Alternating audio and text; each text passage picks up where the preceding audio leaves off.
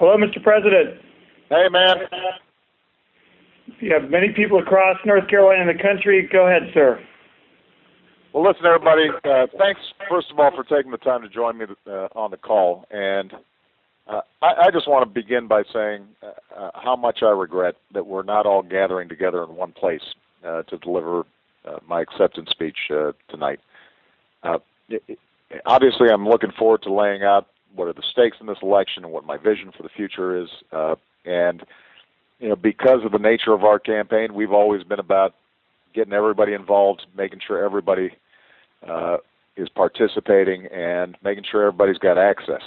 And, you know, that's why we took a chance in Denver 4 years ago, and that's why we wanted to take a chance when it came to North Carolina. The problem was a safety issue. I could not ask you, our volunteers, our law enforcement, first responders, to subject themselves to the risk of severe thunderstorms. And you guys can imagine, with all the magging that goes on and the security issues involved, getting 70,000 people into a place is tough. Getting them out of there is even tougher. And if we had started seeing severe thunderstorms and lightning in particular, it would have been a problem. And we would have had a situation where we were putting you guys at risk. So I know it's disappointing. You know, I've got to tell you, I saw some of my key staff who had come down here, and they've literally been working nonstop for months just getting the logistics of this all put together. And obviously they were a little bit crestfallen. And I know it's especially disappointing for a lot of you who worked hard to get your tickets to the event or traveled or planned to travel a long way at your own expense to be here.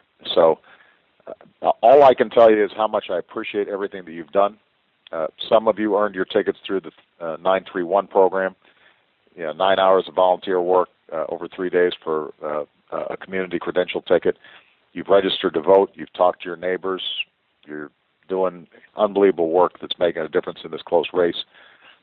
And you've also shown that there's plenty of enthusiasm out there. The issue in this election is not going to be enthusiasm, because you know, I think about you all on buses and in carpools and airplanes traveling here to Charlotte. I know it's not just to see me, but it's also to see each other and to share common stories and hopes for this country, which is ultimately what this convention is really about. So my main message is, we can't let a little thunder and lightning get us down. We're going to have to roll with it.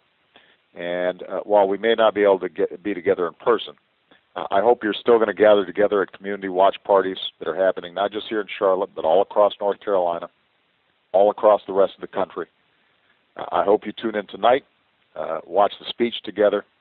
Let me know what you think afterwards. Obviously, so far, we've had an unbelievable convention. Michelle, what can I say? I'm a little biased, but she was unbelievable. And you know, yesterday, President Clinton, who I think broke down the issues as effectively as anybody could, to hear from ordinary Americans who tell the story of their lives, from veterans to business people to workers, and to hear some of our great governors and members of Congress. I could not be prouder of the work that everybody's done. Mayor Castro from San Antonio is obviously just an incredible talent. So I'm very proud of everybody and what they've been able to accomplish so far. And as I travel around the country over the next couple months, I hope we're going to be able to get together in your own towns, your own cities, and we're going to do everything we can to get you into events taking place near you. And our staffs are going to be in touch with you about that, so that, you know, hopefully you'll have an even closer front row seat to the campaign, which won't be hard to do since you're part of the campaign. And I'm so proud of the grassroots efforts all of you are doing, especially on voter registration. North Carolina, by the way, is Exhibit A of the unbelievable work that's being done at the grassroots level. You guys are blowing it out when it comes to registering voters. And you know, we're going to have to work really hard over these next 2 months. I think hopefully at the end of this convention, people will say, you know what, we accomplished what we needed to, and have delivered our vision for the country, and offered a clear contrast to what people saw in Tampa. But this is still going to be a really close election, and the other side is preparing to unleash just a barrage of negative ads. They're getting massive checks from wealthy donors. The good thing is I've got you. So I really need your help, guys. I need you to prove the cynics wrong one more time. I need you to remember that nothing's more powerful than the work that you guys do. Nothing's more powerful than voices calling for change. I can't wait to share my vision for the future with all of you tonight, so I'm hoping you tune in.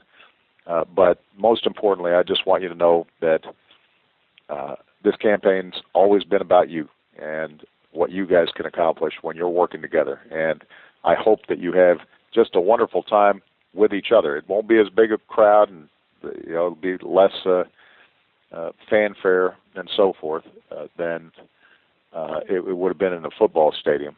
But the spirit, that's the spirit that's in everybody's living rooms and small towns and big cities and suburbs all across the country. That's what got us here in the first place. That's what's going to keep us going and allow us to accomplish all the things we need to strengthen the middle class. So thank you, everybody. I'm proud of you, and I'll be seeing you in your home states sometime soon. Okay? Thanks, Jim.